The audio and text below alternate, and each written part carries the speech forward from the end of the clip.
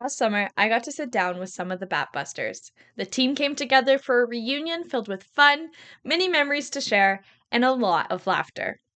I was lucky that I got a glimpse of their reunion when a few stopped by to visit the museum and sit down to chat with me. I was moved watching them embrace members they hadn't seen in a long time and recount stories from their youth. But what moved me the most was the way that they talked about this community.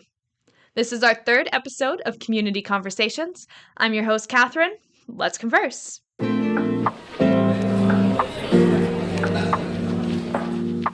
We're here with some of the Batbusters, so just go around and say your names. Marvin K. Shanann Struman. Pam Stas. Andrea Wolf. Lee Green. Okay, so let's start. So you were the coach, right? I was. Yes. And her father was my right-hand man. So then as players, did you guys have set positions? Yep. I was a center fielder. Center fielder. Second base. Catcher and outfielder. Nice. Okay, so what year did the Batbusters get started? I would say probably 81, 82. We had our first provincials in Regina at that time. And Jerry Norick was the coach at that time. And then a couple years after that, we had Marvin K. We were the Batbusters then, were we? Mm-hmm. Yeah. Were we? Yeah. We started that already. Yeah, because I remember we all got together at school. And that's where we named our team. Yeah.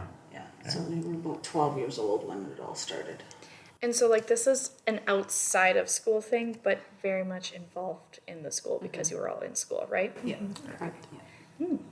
Cool. And so then how long did that team run for? Till 87. 87 in the last year. And so is that just because you guys graduated? Yeah. And then the team just... Yeah. So that you guys just graduated and the team folded? There was no new people coming in ever? Or No. Okay. Later on, a few of us that still lived around town, we joined another team. Just a bunch of us from neighboring towns, and a few of us, we all kind of got together and played with the athletics. Oh, okay. And that's the trophy you brought in? That's the trophy I brought in there. Yeah. Okay. Awesome. So what leagues did you guys play in as the Batbusters? Do you guys know? No leagues. No leagues. No. There was no leagues. I think later You did on. then we later, were yeah. Parkland, I think. Yeah. We played in a ladies' Yeah, league. because Yeah. you won the league, that league.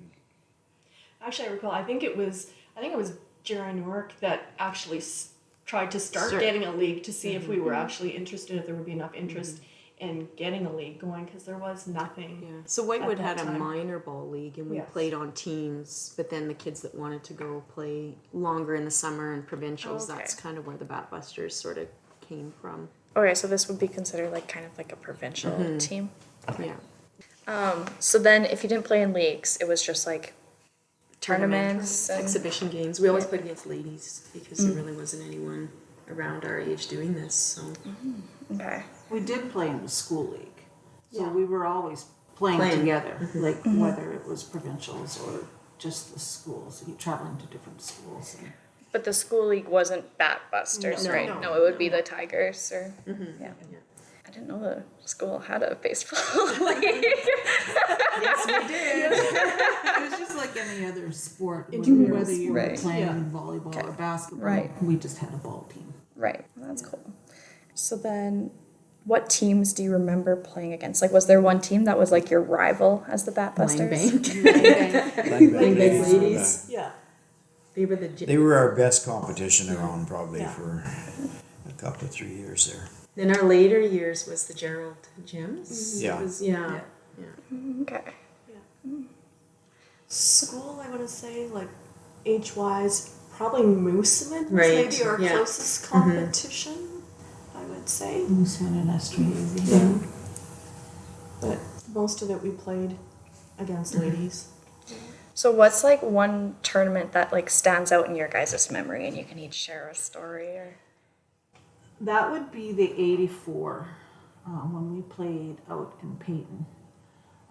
Because the previous year, the last provincials we played at in Regina, we played, there was a team from Saudi that we played, and we all lost out in that tournament, and they ended up winning that tournament. So when we faced them in '84, in the middle of the tournament, and we beat them, it was like we won the gold medal right there because we beat the team that beat us out Right. in the first go around. So that's what sticks out in my mind.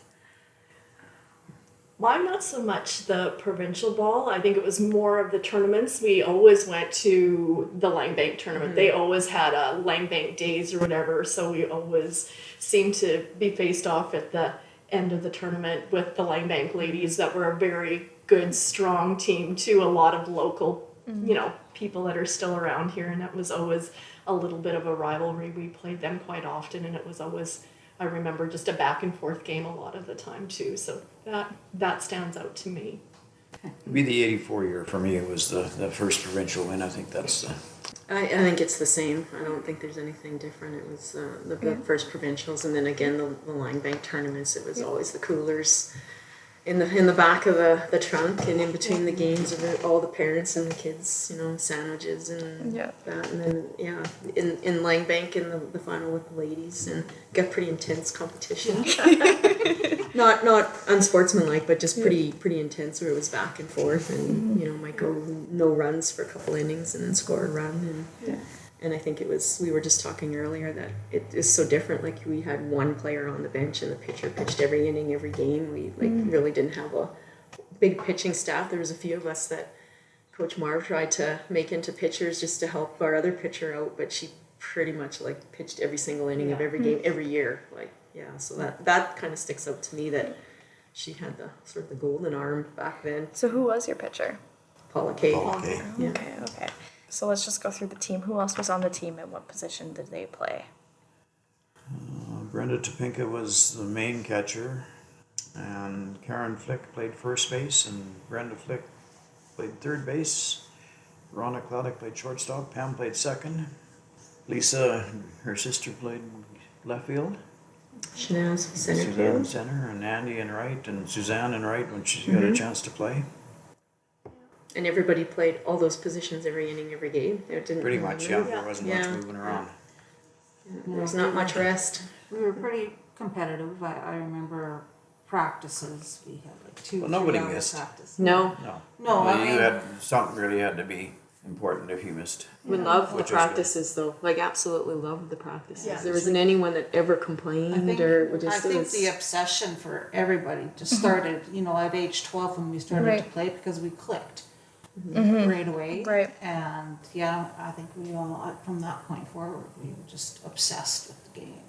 Right. We were really competitive, and I remember during the summers, before provincial, we go up to provincials, we had curfews. We couldn't be out, past a certain time, and we couldn't eat fried foods. We had to eat a healthy balance of food before games, and in between games at tournaments, we were eating fruit and vegetables. We didn't go for all the junk food until later. When it was all said and done. Yeah. But that's how competitive we were. We had a great support system though. Our coaches were, girls, if you want to do it, we'll be there for you. And you threw hours and hours of BP to us and batting practice. That's why my elbow doesn't bend anymore. And our the parents were so good. It was all about you girls just go play. We'll make sure you're fed. And even our first provincial, when we there was no shade. If you look at the pictures, it's just open field of no trees around. And they arranged for us to go in one of the community members' backyards, and they let us use the shower, and so we got in the shade knowing we were going to be in the final game, and so it was all we just went there to play, and everybody else did all the little things for us. Right. So it made it really nice. We had the entire community behind Yes, Yeah, absolutely. there was a lot of support. even local tournaments, we had people following us to watch. And Nice. So what are all the things that you've kind of won throughout the years, or accomplishments you guys have had?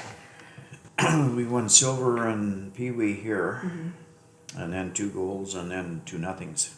And it was a little different back then. You had to get out of zones. Yeah. Originally, when we first started, all the teams It was from more your qualifying district. It was more of rounds. a qualifying to get Okay. there. So the provincial championship was really, you know, special because all like there's how many teams played off to get to that provincials, Right. and it was the best of the best. Is now you just enter and pay your fee and go, and it's anybody can play it. Not that I'm not taking away from that, but it was a little harder to qualify for the provincials at that point. But I remember our first years when it rained, and we had dads at 6 a.m. with blowtorches trying to draw the lines. Just so that we Did a could lot get, of so work. that we could play, and they would be out there Derbies. with propane tanks drying the field for us, so that we could play. And so I mean, the things that the parents did and the dads did, and Yeah. the moms and everything was like, it was fantastic for us. The support that we had.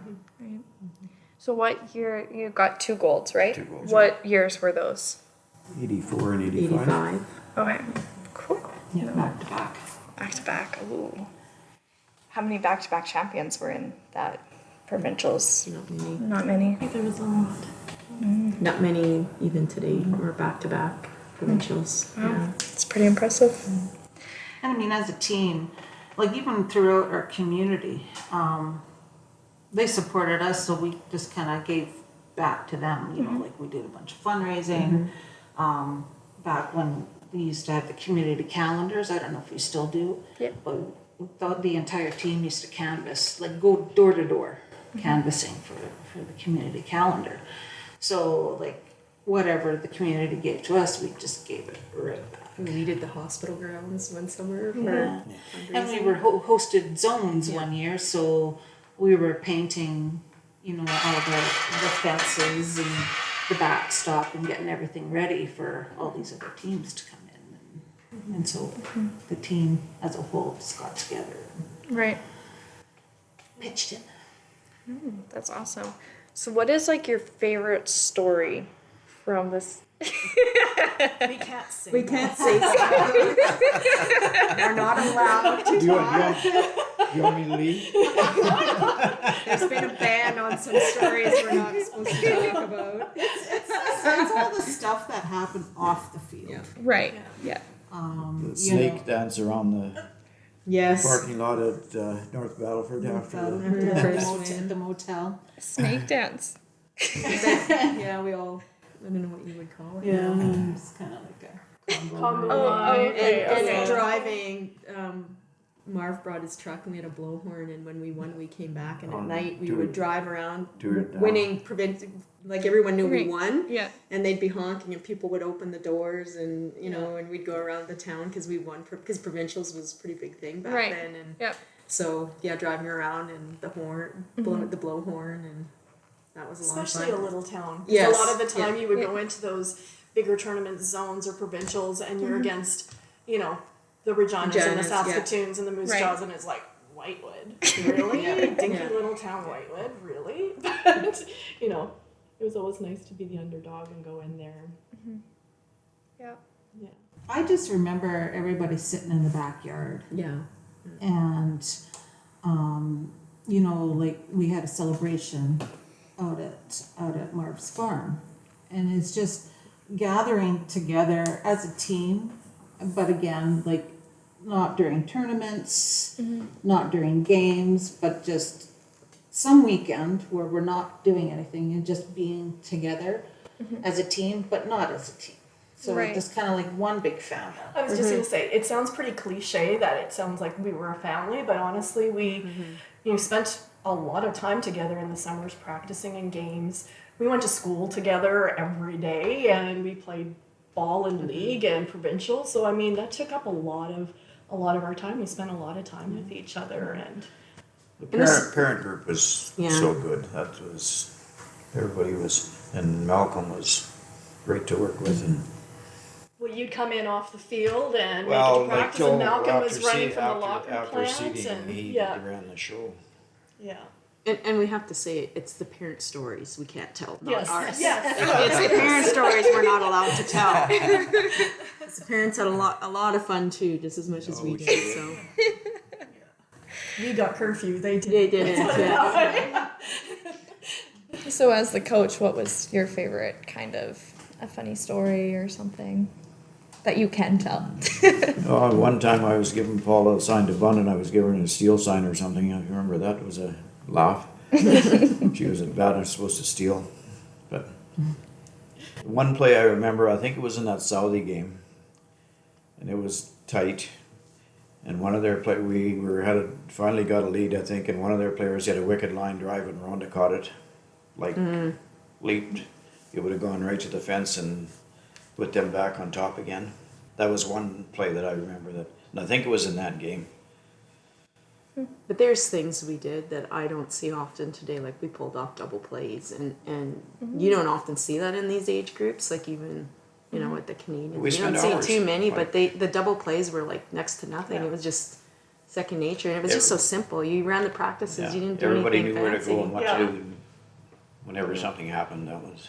And never did we ever, if we made an error, it was never like the coaches would just encourage you. Like, that's where you get it next time. Like, Yeah. you never felt bad. And you never came in thinking that it was like, everybody was like, you'll get it next time. And then you just pick up the bat and go do your thing offensively. So I think it was that too, that you knew you were never going to be yelled at. It was always just so positive and encouraging. Yeah, and I think I can speak for everybody, that we were all just complete naturals at the game.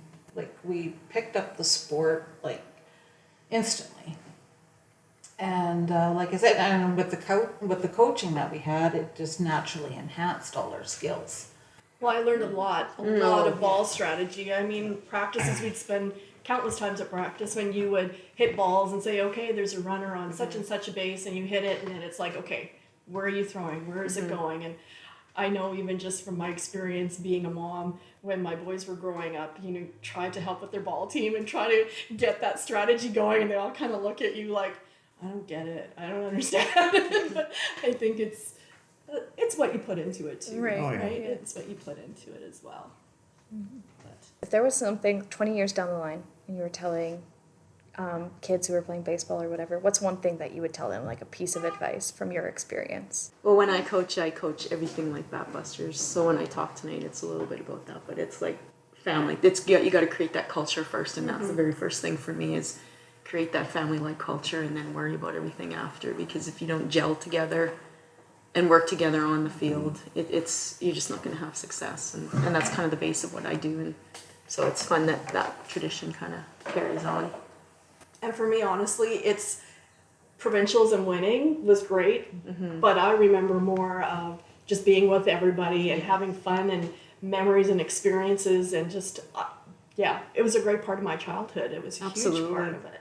Yeah. And Yeah, the it's friendship good. and the memories, that's all awesome. different things. The whole thing overall. Absolutely, But we came back last night 40 years later, and it was like we'd never left. yeah. Everybody's just laughing, and All of our little cheers Yeah. and chants. Oh, You're yeah, like, it oh, was do you great. remember that? That's not something you don't see today with the teams. You know, we chattered nonstop.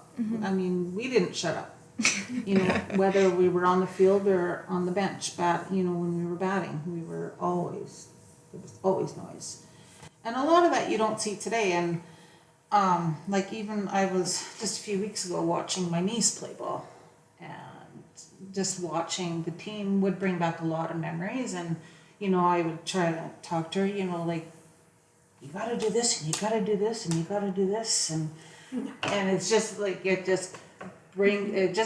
was like I was still playing. Right.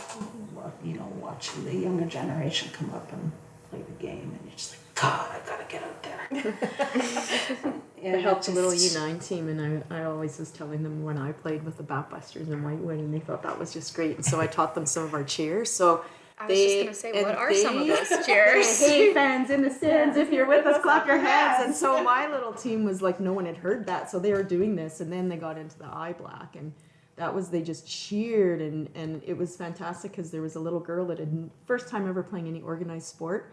And you would have never known that. She would just get in there and cheer, and she'd lead them, and she'd step out of the dugout and do the "Hey, fans in the stands!" And it was just awesome. Like, to see how much fun they have, and the cheering, and all the fancy and then they got hair bands that matched the team, and it was a lot of fun.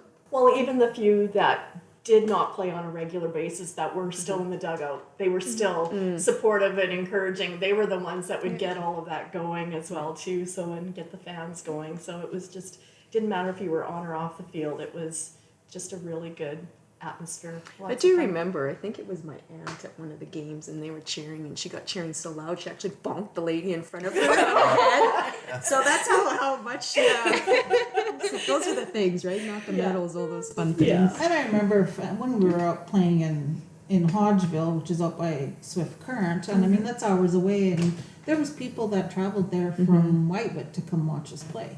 Wow.